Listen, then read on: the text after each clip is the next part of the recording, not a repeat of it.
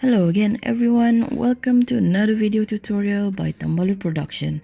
This time we are going to have a quick navigating around Google Classroom. Now let's get started. The first thing that we need to do is open up our Google Classroom. It's right inside our Google Apps here. Scroll down until you find it. It should be in the middle. Here is the main screen for Google Classroom. This should be where your Google classes should appear once you made them or joined them. Now on the left side, if you click on the three-line icon, here is the main menu, while on the top right corner, right next to our Google Apps icon, is our option to either create or join a class. It is a simple interface, and once you create your own class, it will be so easy to navigate. Now let's have a quick introduction to our main menu here. You should have classes which are out on the main screen right now, our calendar, which will show your class schedule or due dates if the teacher does assign them. Alright, quick info around our main menu here. If you are already in a class or teach a class, you should have the teaching and enrolled menu.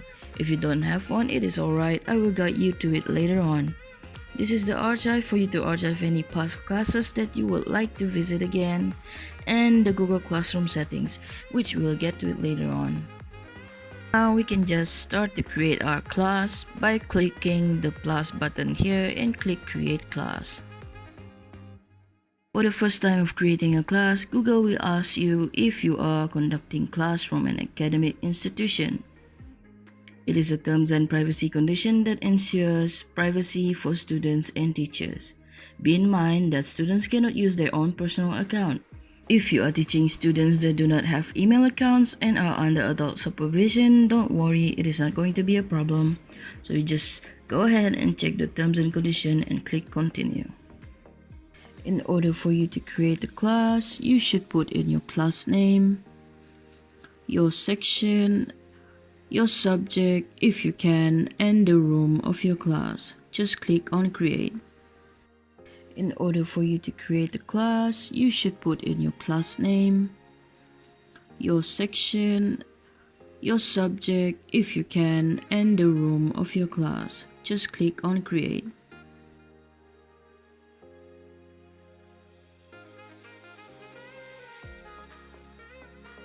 It will redirect you to the created class screen. This interface is called Stream. On the left side here is any upcoming due date. In the middle of the screen is where you can announce your class, assignments, or discussion. If you click on the assignment, it will redirect you to the student work interface. It will show you how many students you have, if it is already turned in, or how many people do you assign it to. You can go to instruction to see your assignments instructions, where you can edit it by clicking the triple dots on the top right corner here. Now let's go back to the stream screen. Click on the rectangle icon and it will show your class code along with the invitation link. You can minimize and maximize it if you needed to. Other ways you can invite your students or colleagues is by going to the People tab, third tabs from the left. You can invite them by clicking the invite button here and just type in the email. This goes the same with the students invite. You can click the one on the right here or the bottom where it said invite. Moving on to the classwork. This is where you can create your assignment, quiz assignment, question material, reuse as a post, or you can create a topic discussion. On the top right of the classwork interface is the Google Drive where you can save all your work. Just click on create, pick any type of assignment, put in your title and assignment detail. You can add an attachment or you can create from other Google Utilities apps.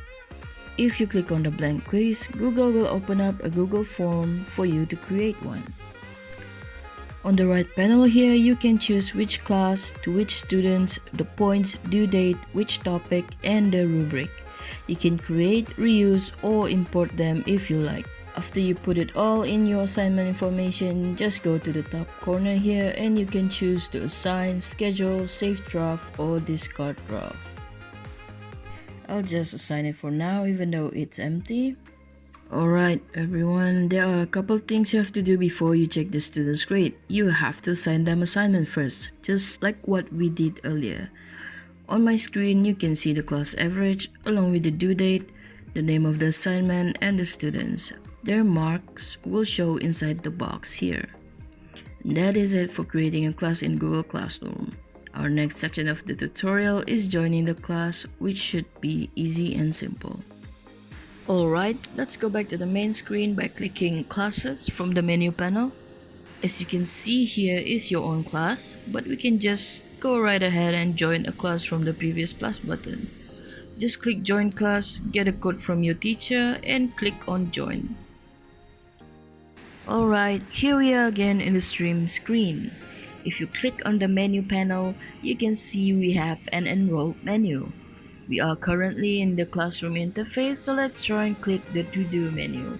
It should redirect you to your assignments. Here you can see your classes. You can choose to specify the class that you want to. This will show the assignment and due date. Missing tab will show your missing works, and Done will show the works that you have completed or passed up. Now let's go back to the Assign tab and check out your assignment. Click on it and you can see the name and detail of the assignment along with the points. For this assignment, the teacher has included a Google Form attachment, and when you click on it, you'll be answering in Google Form instead. Right below that is the class comments. In some situation, your teacher might want you to write a comments for discussion or anything. Just type in here and send. Once you finish with the assignment, you can just go ahead and click Add if you have the attachment. Or for this circumstance, where your teacher provided Google Form, just click Mark as Done. If you wish to send a private comment to your teacher, just type in and send. And that is it for to join your class tutorial. Next, let's get to the main screen to finish off the rest of the tutorial. You can archive the class if, for an instant, you are no longer enrolled in it. Just click on the triple dots icon on the corner and go to the bottom and click on Archive if you like.